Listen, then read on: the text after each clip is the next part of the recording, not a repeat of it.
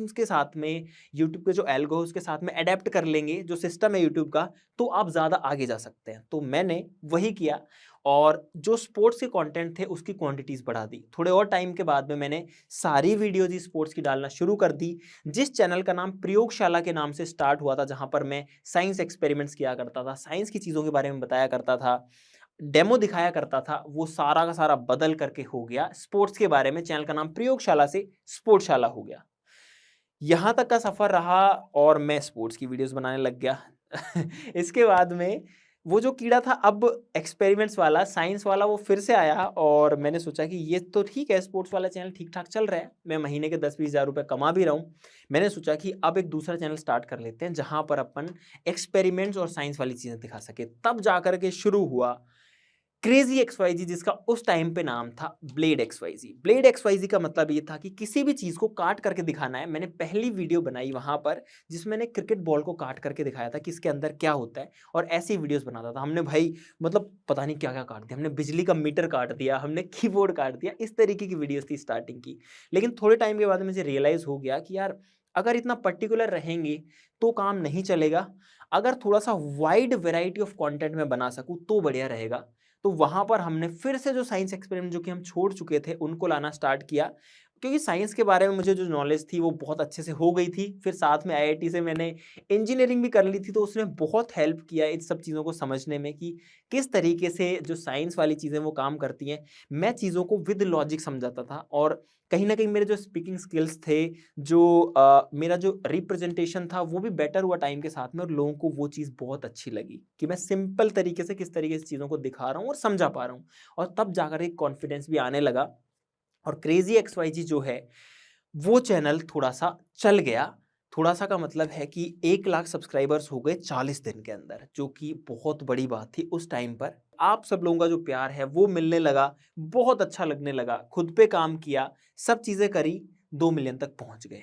लेकिन भाई तब फिर जो है एक बार ज़िंदगी में उतार-चढ़ाव आ गया, क्योंकि उस टाइम पर मेरी जो कॉलेज थी वो कंप्लीट हो गई और अब मेरे सामने बहुत बड़ी दुविधा आ गई कि मुझे अब क्या करना है। जब मेरा कॉलेज कंप्लीट होने वाला था तो बहुत सारी कंपनीज़ प्लेसमेंट के लिए आ रखी थी और मुझे अच्छा खासा जो है पैकेज भी मिल रहा था। उस टाइम के हिसाब से मुझे लगभग 18 लाख पर एनम का ऑफ़र भी मिला था। दूसरा ऑप्शन ये था कि यूपीएससी की प्रिपरेशन करी जाए और आईएएस बनने की तरफ एक कदम रखा जाए। लेकिन मुझे लगता था कि अगर मैं वो चीज़ भी करूँगा और अगर मैं उसमें सक्सेसफुल भी हो जाता हूँ, तो उसके थोड़े दिन बाद में मैं फिर से बिज़नेस वगैरह की फ़ील्ड में आ जाऊँगा। तो इसलिए मैंने सोचा कि यार ये तो अभी छोड़ते हैं अभी के लिए। लास्ट ऑप्शन था मेरे पास में यूट्यूब, क्योंकि यूट्यूब से मैं उस टाइम पे मुश्किल से 40-50 हज़ार रुपए निकाल पा रहा था, जो कि बाकी चीज़ों से बहुत ही कम था। वो भी कुछ फिक्स नहीं था, ऊपर-नीचे होता रहता था। बहुत हाई रिस्क वाली चीज़ थी। उसको as a full time job की तरह या फुल टाइम वर्क की तरह करना। लेकिन अच्छी बात ये थी कि इस फ़ील्ड में मैं थोड़ा-सा एक्सपर्ट भी हो चुका था। इस फ़ील्ड में मुझे मज़ा बहुत आता था। बाकी जो चीज़ें थी, जॉब है वो काइंड ऑफ बोरिंग जैसी चीज़ है, लेकिन यूट्यूब में अगर आप एक्सपेरिमेंट्स की वीडियोस बनाते हो तो भाई बोर वाली चीज़ तो नहीं है। और वो जो टाइम था, उस टाइम मुझे फ़ील हो रहा था कि हाँ, यहाँ पर जो है मुझे गाइड करने वाला कोई नहीं है। अगर मैं घर वालों से पूछ रहा हूँ, मेरे पेरेंट्स से पूछ रहा हूँ, तो वो मुझे कह रहे हैं कि या तो जॉब करो या फिर यूपीएससी की प्रिपरेशन करो। यूट्यूब के लिए बिल्कुल मना, सख्त मना।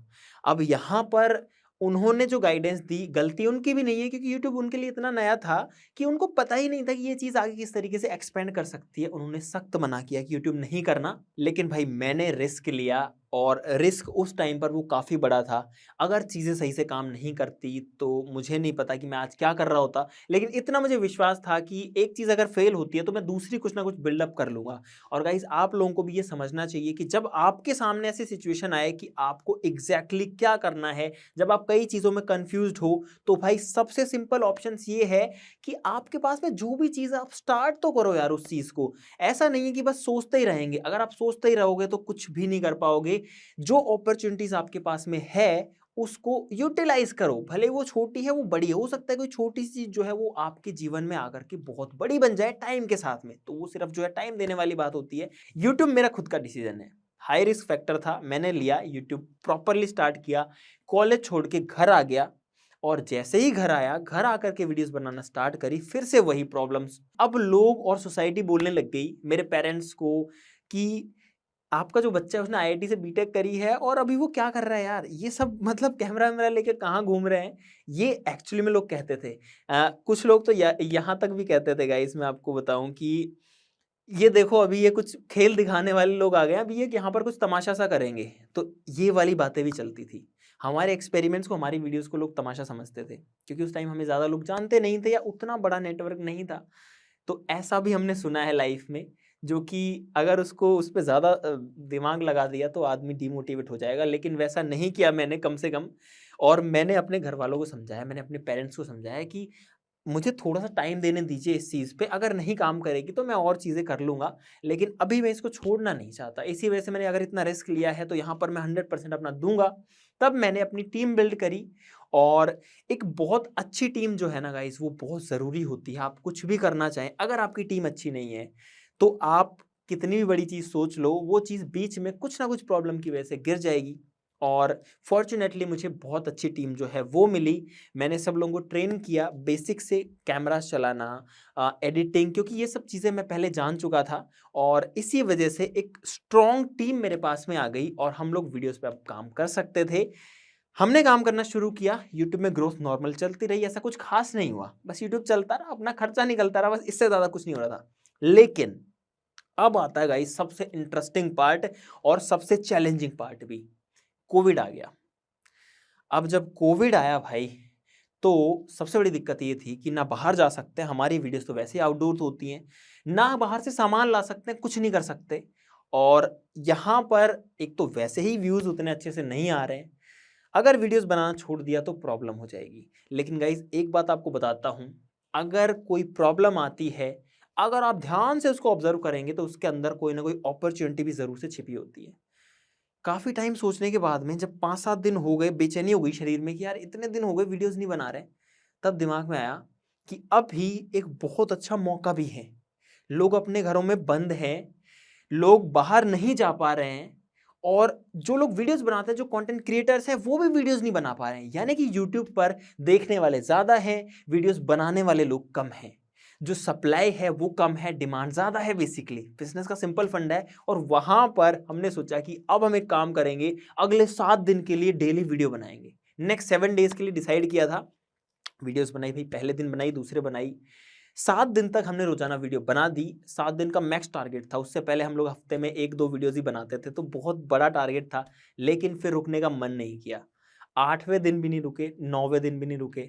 1 महीना हो गया, 2 महीना हो गया, 6 महीना हो गया, गाइस 1.5 साल निकल गया। 1.5 साल हमने बिना एक भी दिन रुके, बिना एक भी दिन हमने वीडियो का शेड्यूल छोड़े डेली वीडियो अपलोड किया। एक दिन भी हमने मिस नहीं किया किसी भी तरीके से, जो कि मुझे लगता है कि पूरा गेम चेंजर था और बहुत बड़े टाइम के स्पैन में था। 1.5 साल, भले ही मैं बीमार हूँ, भले ही टीम में किसी को कुछ प्रॉब्लम है, ना मैंने छुट्टी करी, ना टीम ने एक दिन की भी छुट्टी करी। Daily shoot, daily edit, daily काम।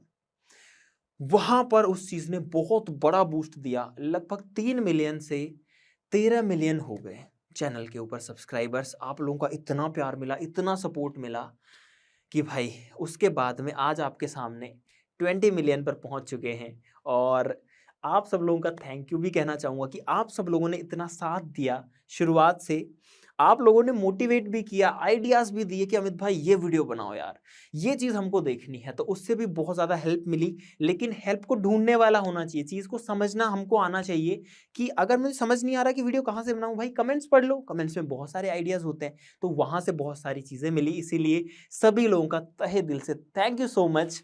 और भाई लास्ट में आपको यही कहना चाहूँगा, आपने जो है पूरी स्टोरी सुनी, आपकी स्टोरी भी मुझे लगता है कहीं ना कहीं किसी ना किसी पार्ट पे तो मैच कर ही रही होगी, क्योंकि मेरी जो ज़िंदगी थी वो एक आम जिंदगी से शुरू हुई, और उसी की वजह से मुझे लगता है कि सबके साथ में रिलेट हो पा रही होगी। मुझे नहीं लगता कि कोई भी चीज़ आपको रोक सकती है अपनी मंजिल तक पहुंचने में। और ये मेरा मानना है कि आप जहां जाना चाहते हैं, आपको लगता है कि इतने टाइम में मैं पहुंच पाऊंगा, उससे जल्दी आप वहां पर पहुंचेंगे अगर आप दिल से मेहनत करेंगे। अगर आप खुद के लिए बहाने बनाते जाएंगे हर चीज़ में कि मेरे पास में इतनी सारी प्रॉब्लम्स हैं, मैं कैसे ही कुछ करूंगा यार, वो बंदा तो इतना वेल प्रिविलेज्ड है, उसके पास में बहुत सारी चीज़ें हैं, उसने ऐसे ऐसे किया होगा, अरे मेरे पास तो सारी दिक्कतें हैं। भाई सभी की ज़िंदगी में दिक्कतें होती हैं, किसी की ज़िंदगी ऐसी नहीं है कि बहुत आराम से होती है और सब कुछ ईजिली हो जाता है।